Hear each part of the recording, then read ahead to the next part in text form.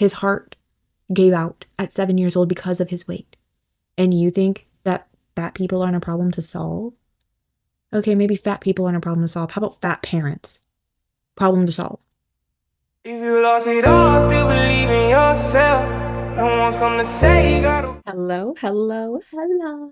Welcome to my YouTube channel, or welcome back to my YouTube channel.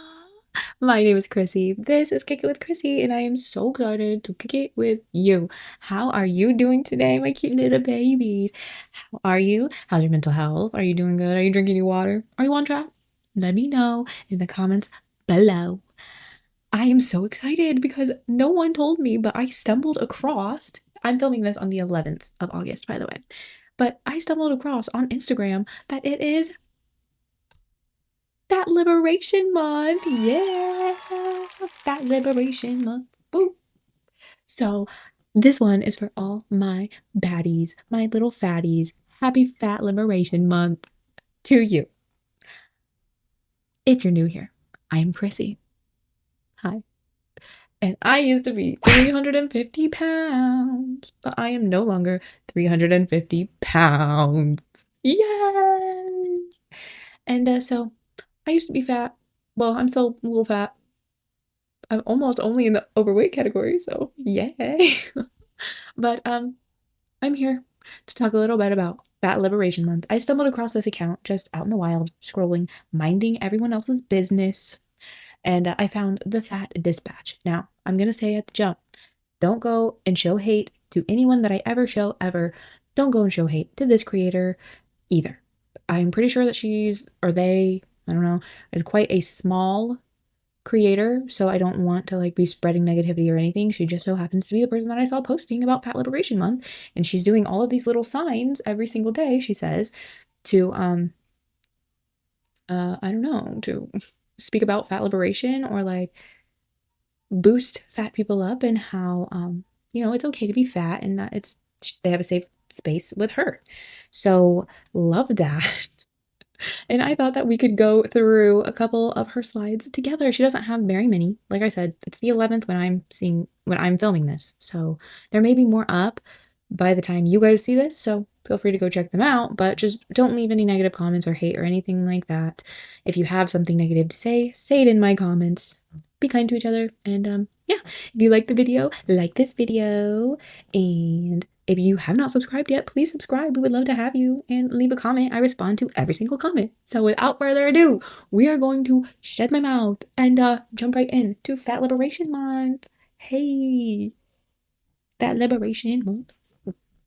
All right, this says, hey y'all, it's Fat Liberation Month. I'll be posting content about fat liberation as always, but I want to shout out to the National Association for Advanced Fat Acceptance. I didn't even know this was a thing.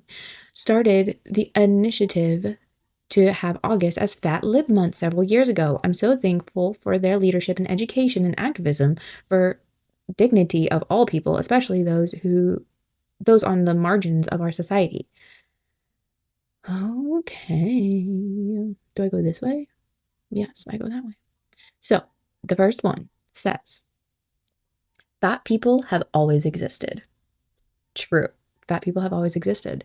It's Fat Liberation Month, and today I want to acknowledge that fat people have always existed. We are not a new phenomenon, nor will we ever cease to exist. Ozempic might make some of us smaller, but fatness is a part of natural body diversity. Let's celebrate it. It is not natural to be morbidly obese. That is not a natural thing. And in fact, obesity in adults has climbed significantly over the past few decades to around 40%. So, as you can see, over here, the decades of increases. Obesity rates grew steadily from roughly 30% in 1999 to 40% by early 2020s. It has dropped a few percent in the past couple of years since 2022.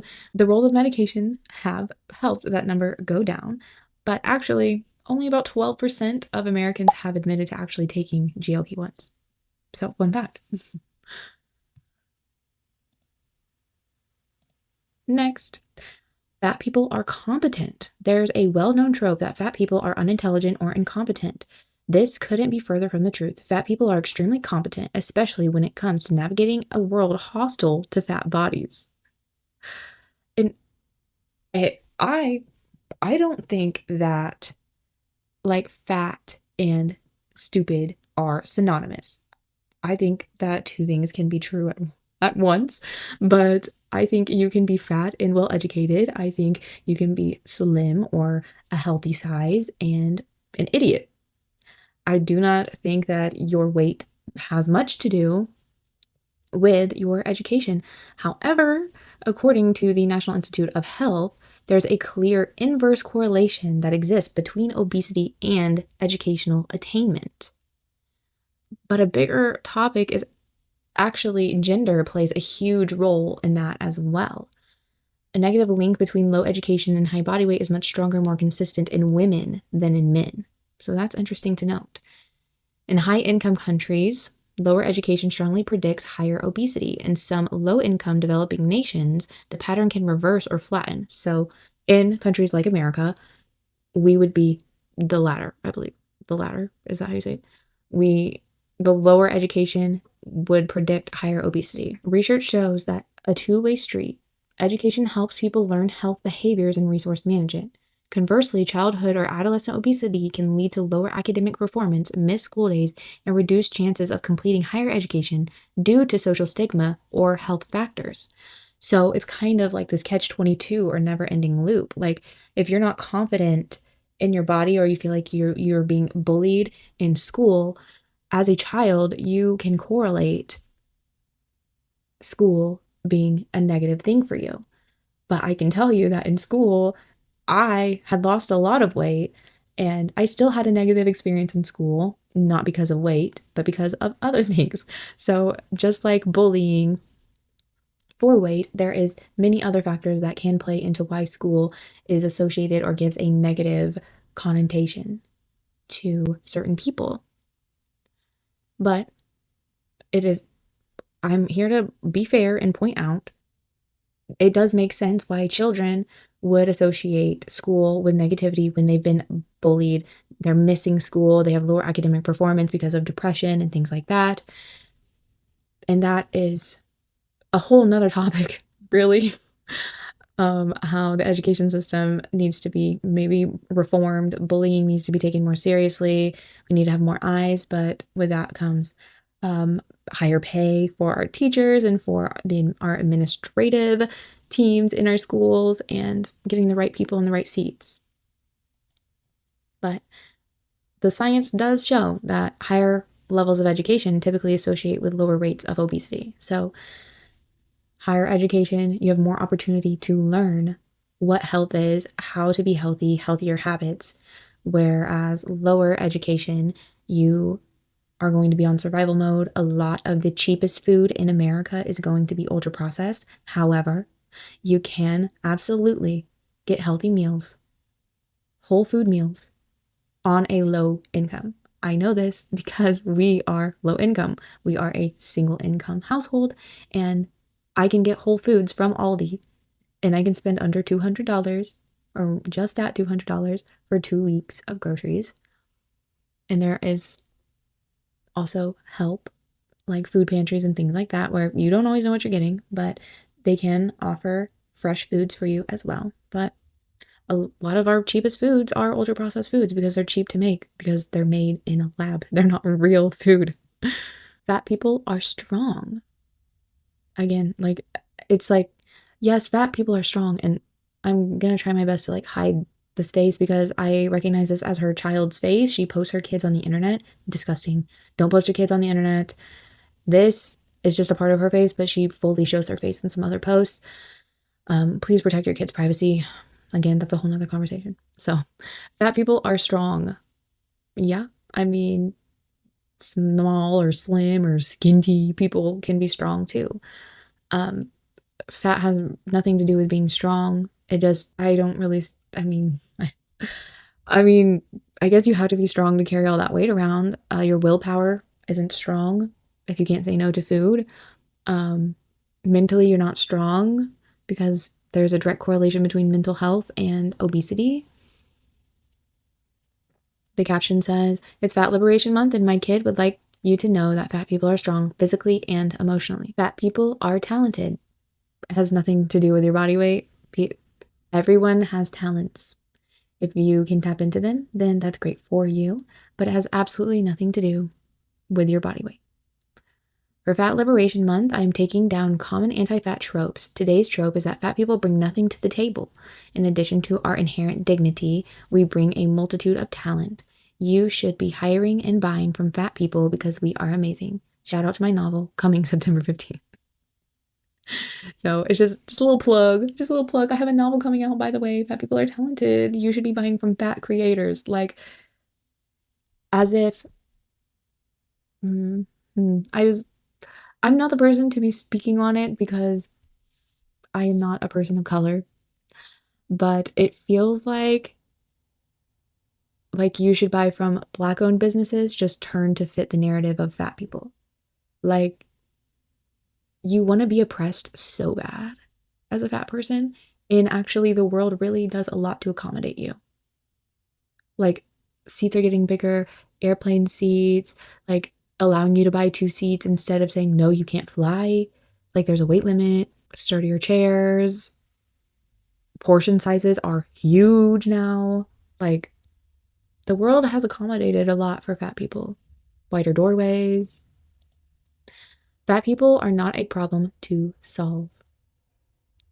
The caption says it's Fat Liberation Month, so I'm addressing some commonly held tropes about fat people. A common trope is that fat people are a problem that we need to be solved in order to be good humans. But that's just not true. We have inherent dignity, which you just said, in being so much more or bring so much more to the table just as we are because of who we are. Fat people are not a problem to solve. I would beg to differ as a parent, and they are a parent as well. Let me show you something. Children with 2 obese parents are 10 to 12 times more likely to be obese themselves compared to children with normal weight parents. That kind of seems like a problem to solve. Our childhood obesity rate seems like a problem to solve. You share an environment, you're sharing your meal patterns, the types of food that they are available, the activity levels. Kids need to move, need to be able to run, to jump, to grow and thrive. We just, not too long ago, lost Casper O'Brien, a 7-year-old boy weighing over 250 pounds because of his weight. His heart gave out at 7 years old because of his weight. And you think that fat people aren't a problem to solve? Okay, maybe fat people aren't a problem to solve. How about fat parents? Problem to solve. Don't pass on your generational trauma. End the cycle with you so your kids don't have to grow up being obese, going through hardships, being bullied at school for their weight. There's so many other things that kids can be bullied on and about at school. Why? The one thing that you can control is what you put into your body and making your body healthy and teaching your kids to make their bodies healthy. That's the one thing you can control. You can't control what other people think of you. You can't control what comes out of people's mouth. You can't control what your kids are exposed to at school. You can control what your kids put in their mouth, though. Take responsibility. Take responsibility as a parent, as a human being. Obesity is a problem to solve.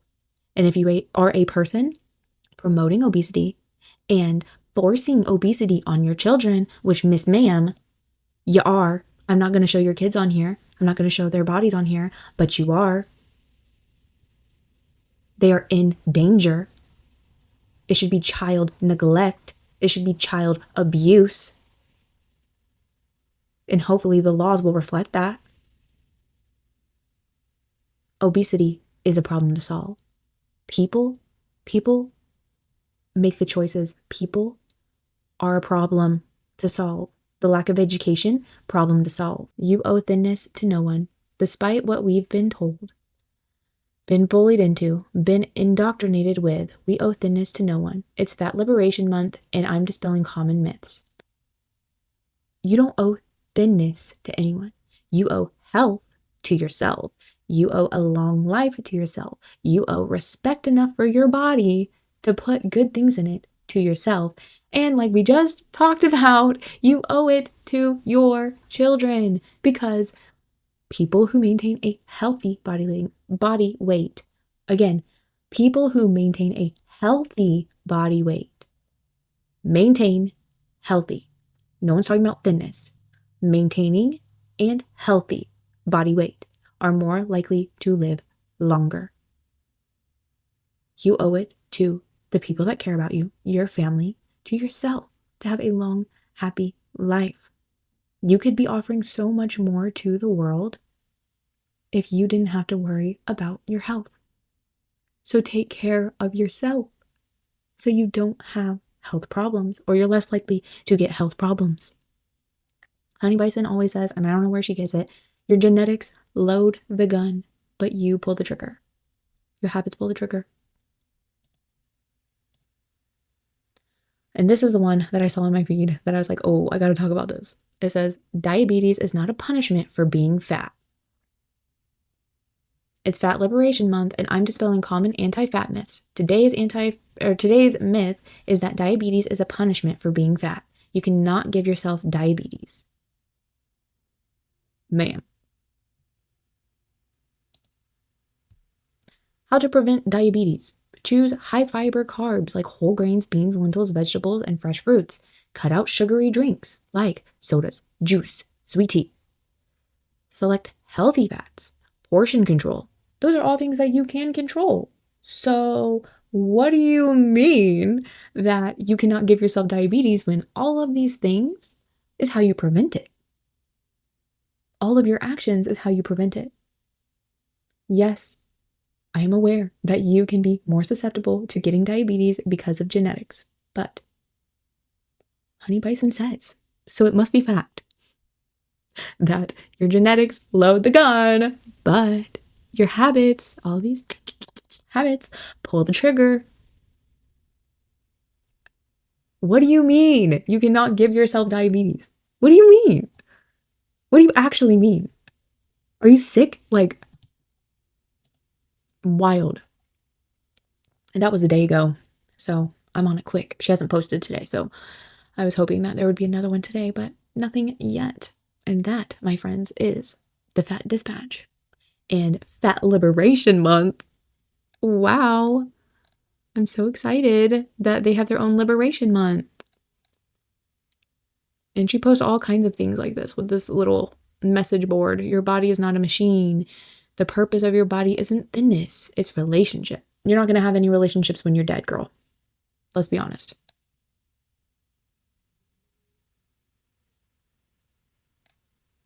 All bodies are good bodies. July is Disability Pride Month. Healing is not linear. Looks like she writes on like chapters or something. Fat girls deserve love. That is life. Here, our glow up. You ready for this? This is her husband, I believe, or her partner. And the caption says, want to see our glow up? The first photo is the day we got engaged, November 2008. Fast forward to yesterday when we were driving through Waco 18 years later, and yes, it truly is a glow up. Yes, we were thinner and more rested back then, but now we are more comfortable in our bodies and in our souls. We have a deep, lovely shared history, 4 amazing kids, 19 years of friendship and love, and so much more. This is them back then. This is them today.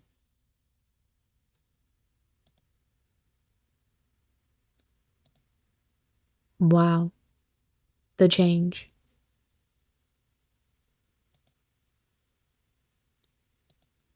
I hope that you guys have another 19 years ahead of you. But the way that you're going, you're not going to. You're not going to be able to have 19 years ahead of you. I mean, you started off already. Both of you are he may be overweight. You're definitely obese. And then cut to today, you're both morbidly obese. Just dragging each other down. It's really, really sad. I really hope that you guys have another 19 years together. Before, youthful, thinner, less tired, in love. After, maturity, fire-tested love, shared history, softer bodies, 4 kids, careers we love, 19 years of friendship, hundreds of stories of life. And I'm so glad that you guys are happy and that you have all this history together and you have 4 kids. And I really hope that your kids can learn to have a healthy lifestyle and a healthy relationship with food. I hope they can learn that even though you weren't able to provide that for them. And I hope that you learn it so you can be a part of their lives for much, much longer. You still have kids that are under your roof that need you. And it's really, really sad to see people that have kids in their household that don't have a choice. They don't have a choice what they put in their bodies, what you feed them. And they don't know any better. They just know that they're different. And growing up, it doesn't really feel good to feel different. At least that was my experience. But let me know what you guys think. This was a short one today, so let me know if you guys enjoyed it. And happy Fat Liberation Month. Let me know in the comments below what's your favorite fat myth. Let me know. Thank you so much for kicking it with me. And until next time, whenever, wherever I find you, because you know I'm gonna find you. Bye bye. If you lost it all, still believe in yourself. No one's come to say you gotta